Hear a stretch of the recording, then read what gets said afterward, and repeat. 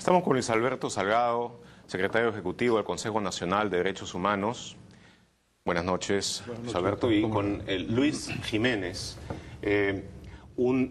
fue abogado de la Comisión de Derechos Humanos de la OEA, precisamente en mayo de 1992. Ahora ya está jubilado de la OEA, es un peruano nacido en Córdoba, Argentina, diría yo. Buenas noches, Luis, gusto tenerte aquí. Y buenos días. Luis Alberto, vas a ser, has sido nombrado como agente peruano ante la Corte Interamericana de Derechos Humanos pidiendo la interpretación de la sentencia que ha dado la Corte. Ahora bien, la pregunta, y como funcionario de este gobierno, la pregunta que tengo que hacerte es la siguiente. Hay una acusación constitucional que se intenta hacer al expresidente Alejandro Toledo por haberse allanado, es decir, por haber reconocido que se perpetró un crimen. ¿Qué opinas sobre eso? Bueno, ese es un tema que está a nivel del Poder Legislativo, a nivel de una subcomisión, y que, bueno, ayer hemos escuchado que efectivamente se ratifican en ese tema. Toda la célula parlamentaria aprista. Sí, bueno, ha sido una decisión de ellos. Yo no voy a criticar a la célula parlamentaria aprista, voy a referirme... ¿Por aquello de disciplina? No, por la cuestión de la separación de poderes. Yo soy funcionario, efectivamente, de Derechos Humanos, secretario ejecutivo, este Consejo Nacional, y a la separación de poderes. Pero sí me pronuncio sobre el tema de lo que se me ha encargado. Y desde ese punto de vista, de un comienzo, yo he dicho que no voy a negar aquello que las evidencias contundentes nos indican, que efectivamente del 6 al 9 de mayo hubo, entre otras cosas, ejecuciones extrajudiciales. Y además que en sede nacional, tanto la Fiscalía como el Poder Judicial han avanzado en ese tema, y sobre esa base, pues, es imposible negar lo que es evidente.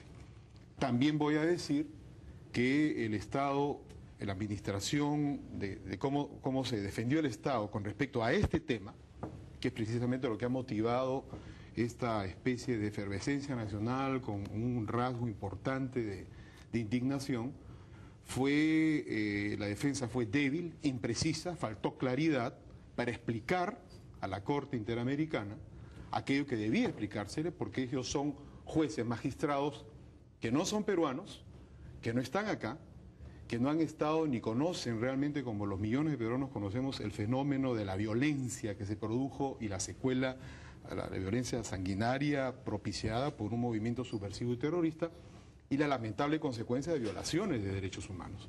Entonces, yo no sé si sea suficiente esa falta o esa debilidad, ¿no?, para acusar constitucionalmente al presidente de la República. En todo caso... ¿Qué faltó? ¿Cuál fue la falta? Porque, digo, el delito estuvo cometido. Cierto que muchas de sus víctimas fueron senderistas o presuntos senderistas. Sí, así es. Pero eran seres humanos. Sí. Era gente que estaba muchas veces cuando fue asesinada, rendida e inerte. Así es. Y ese es el principio. Y los derechos humanos, que son universales. Exactamente. Y un Estado no desciende a la barbarie. Exactamente. Son inherentes a la condición humana, fueron explícitamente violados en ese caso. Entonces, ¿cuál fue la falla de la defensa ahí? El tema, la falla ha sido, o sea, no se cuestiona tanto el hecho, o sea, no es el caso de decir no pasó lo que pasó.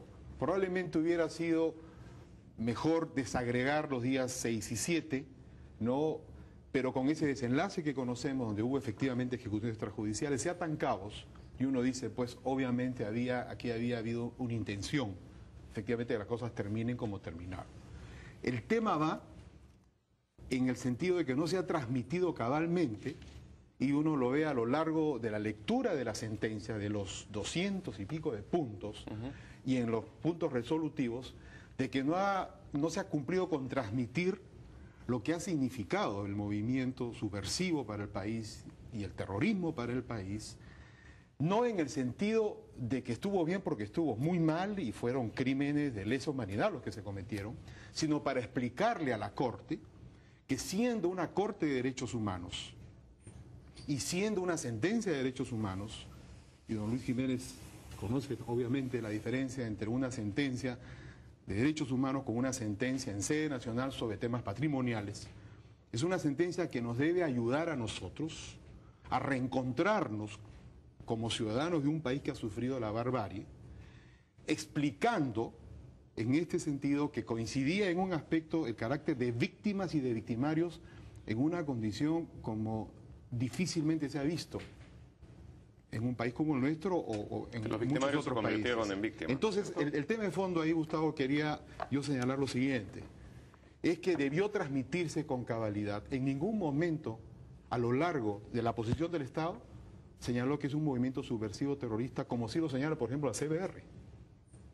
Se dice simplemente grupo armado, y se llega al extremo, en esta relación y en esta secuela de pensamientos, a lo que dijo el juez Cansado Trindade, que llega a compararlas con Juana de Arco y con luchadoras sociales que querían cambiar su entorno.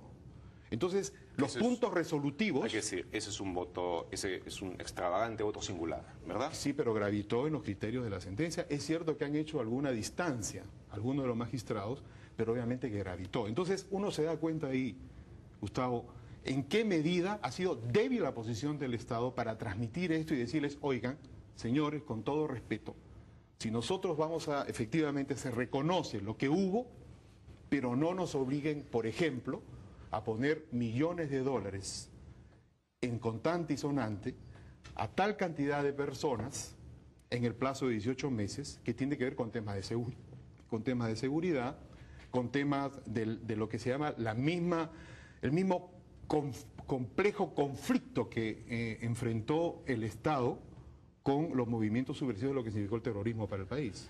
Me gustaría saber qué opina Luis Jiménez sobre esto. Luis, tú estuviste y fuiste un testigo de excepción del develamiento del motín o del pretendido motín en ese caso. Y tu testimonio, pese a que según entiendo la propia OEA intentó impedirlo en determinado momento, el secretario general incluso, y qué decir del canciller fujimorista entonces, Óscar de la Puente Raigada, tu testimonio está incluido dentro de los considerandos de la Corte. ¿Tú qué opinas sobre las observaciones que acaba de hacer Luis Alberto? Yo coincido plenamente con las observaciones del doctor Delgado, en el sentido de que Salgado, de que hubo crímenes de lesa humanidad y no hubo motín, nunca hubo motín. La experiencia personal que yo tuve, lo que yo fui informado directamente, es que hubo un dinamitazo a plena noche, un forado que se hizo en el muro y para ingresar al pabellón de las mujeres. Nosotros habíamos estado trabajando por meses con el sistema penitenciario peruano, desde la Comisión de Derechos Humanos, para generar condiciones que permitieran descender el nivel de la violencia en la cárcel. La comisión en pleno se había reunido con el director del INPE, había tenido la garantía de que iba a haber una coordinación con los presos, con los internos, para evitar este tipo de situaciones. Y era un compromiso que habían asumido ante la Comisión de Derechos Humanos. Nosotros visitamos en abril, después del autogolpe, con la secretaria ejecutiva de la comisión, los dos pabellones, pero de cabo a rabo. Lo único que le faltó fue abrir los colchones para enseñarnos que no tenían nada. En fin, la Cruz Roja visitaba permanentemente.